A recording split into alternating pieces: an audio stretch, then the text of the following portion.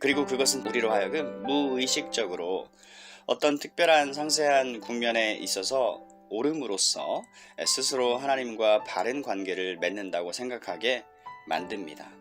이것이 의의 전체 문제를 야기시키고, 그래서 이러한 상세한 국면에 사로잡힌 것은 또한 심지어 우리와 하나님 사이의 화평의 결여를 뜻하기도 하는 것입니다.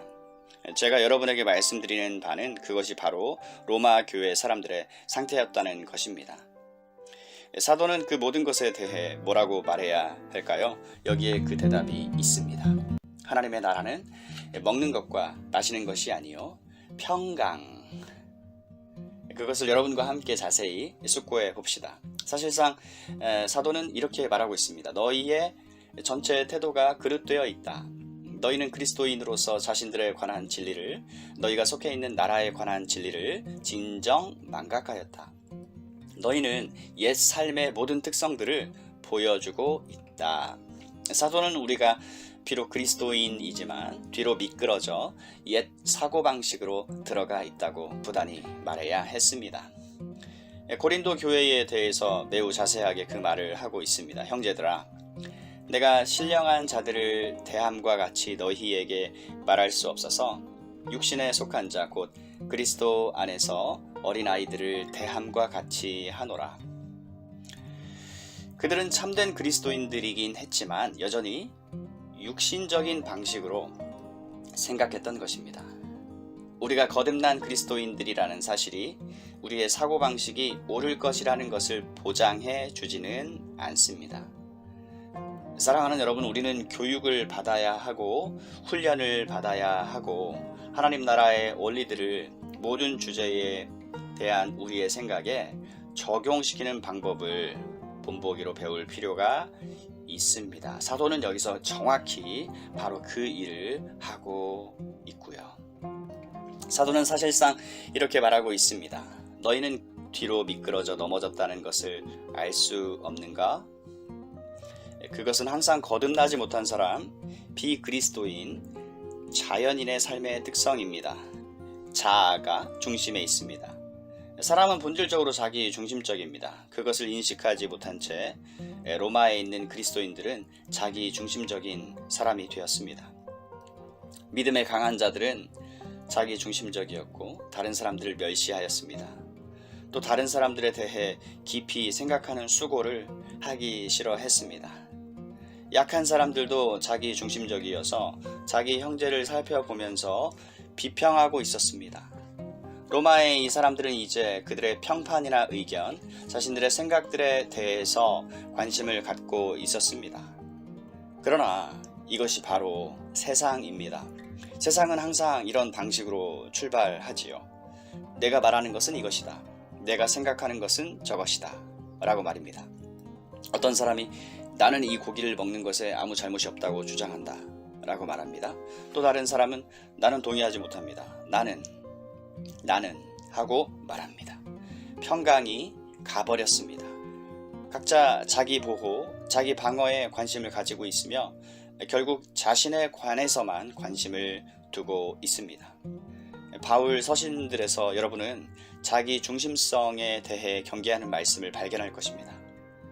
각각 자기 일을 돌아볼 뿐더러 또한 각각 다른 사람들의 일을 돌아보아 나의 기쁨을 충만케 하라. 빌립보 교회의 두 여인들은 자신들을 중심으로 하여 편을 만들었습니다. 결과적으로 분쟁과 다툼이 있었습니다. 항상 나 자신이요 다른 사람을 아는 것을 거절합니다. 그래서 바울은 여기서 말하고 있는 것입니다. 너희는 하나님의 나라 안에 있다는 사실을 망각한 것 같다. 너희는 저 바깥 세상에 있는 사람들과 정확히 똑같이 행동하고 있다. 같은 논증을 사용하고 있고 같은 방식으로 처신하고 있다. 그러나 적극적으로 로마의 그리스도인들은 하나님 나라의 목적을 망각하고 있었습니다. 어째서 하나님께서는 자신의 나라를 이 세상에 들여오시고 계십니까? 어째서 하나님의 나라가 존재하는 것입니까? 이 질문부터 시작합시다. 기독교회와 같은 것이 어째서 존재합니까? 어째서 그 큰 구원이 존재합니까? 오직 한 가지 답변만이 있을 뿐입니다. 그 답변은 완전히 명료합니다. 그것은 하나님이 평강의 하나님이라는 사실입니다. 하나님은 평강의 하나님이십니다. 그런 하나님이 아니셨다면 하나님의 나라는 전혀 존재하지 않았을 것입니다. 하나님의 전체 목적은 평강을 산출하고자 하시는 것입니다. 복음서들 초두에서 여러분은 그것을 발견할 것입니다. 지극히 높은 곳에서는 하나님께 영광이요, 땅에서 그의 기뻐하심을 입은 자들 중에서는 평화로다. 여기서 그 선언을 한 처음 순간부터 크게 강조되는 요점은 평강의 요소입니다. 평강의 하나님이 이러한 행동을 취하셨습니다. 그 결과는 땅에서는 기뻐하심을 입은 사람들 중에 평화로다. 그런 다음 사도는 에베소서 2장의 위대한 진술 속에서 그것을 이렇게 표현합니다. 또 오셔서 먼 데 있는 너희에게 평안을 전하고 가까운 데 있는 자들에게 평안을 전하셨으니. 이사야는 그리스도께서 이 일을 하실 것을 예언했습니다. 그리스도께서 이렇게 하셨습니다. 어째서요? 하나님 나라의 전체 목적은 평화를 이룩하는 것이기 때문입니다. 바로 이 때문에 우리 주님의 오심은 필연적인 것이 되었습니다. 죄는 하나님을 대적하여 모반하고 적의를 가진 결과였습니다. 하나님께서 사람을 자기 형상대로 지으시고 낙원에 두셨습니다. 낙원에서 그들은 평강의 삶, 하나님과 더불어 교통하는 삶을 살았습니다. 그런데 유혹하는 자가 여러 질문과 의문을 제기했고 평강을 어지럽게 했으며 그 관계를 깨뜨리고 하나님께서 사람들에 대해 적대감을 갖고 계시다고 암시함으로써 그들 속에 적의를 만들어낸 것입니다. 자, 죄는 항상 평강의 결여를 가져옵니다. 사람과 하나님 사이의 평강의 결여, 사람과 사람 사이의 평강의 결여, 어느 곳에서나 평강의 결여를 가져옵니다. 원죄적 모반의 결과로 전 세계는 불안과 전쟁, 하나님과 사람 사이의 적대감, 사람 사이의 적의로 충만합니다. 내 하나님 말씀에 악인에게는 평강이 없다 하셨느니라. 이사야 57장 21절. 어느 곳에도 평강이 없습니다. 세상은 그 점을 증거하고 있습니다. 구원의 목적은 무엇입니까? 다시 말씀드리거니와 평강을 산출하는 것입니다. 하나님께서는 평화와 질서의 하나님이십니다. 구원이 무엇입니까? 화해입니다. 여기 위대한 메시지가 있습니다. 하나님께서 그리스도 안에 계시사 세상을 자기와 화목하게 하시며, 고린도후서 5장 19. 화목, 속죄, 두 원수를 하나로 함께 묶는 것, 한 상태로 만드는 것, making at one ment, atonement를 나눠보면 at one ment.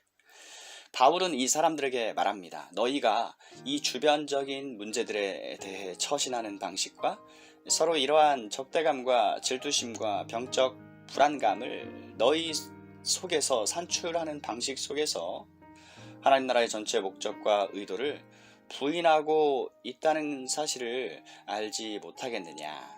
바울은 말합니다. 너희가 너희 자신 속에서 처신하고 있는 방식은 하나님 나라의 가장 중요한 목적을 부인하고 있는 것이다. 아니, 그들은 하나님 나라의 큰 특성을 망각하고 있습니다. 위대한 화목이 일어났던 것은 바로 그 평강의 나라에서입니다. 그러면 그 화목이란 무엇입니까? 무엇보다 먼저 하나님과 더불어 누리는 화평입니다. 그러므로 믿음으로 말미암아 의롭다 하심을 얻었은즉 하나님과 더불어 화평을 누리자. 로마서 5장 1절. 이보다 더 놀라운 것은 없습니다. 사람이 그리스도인이 될 때 그들에게 일어나는 첫 번째 요점은 하나님께 대한 두려움을 떠나 보낸다는 것입니다. 사도 요한에 의하면 하나님에 대한 그 두려움은 형벌을 가진 두려움입니다. 4장 18절. 그런 의미에서 하나님을 두려워할 때 사람들은 전혀 평강을 가질 수 없습니다. 그것은 무서운 형벌입니다.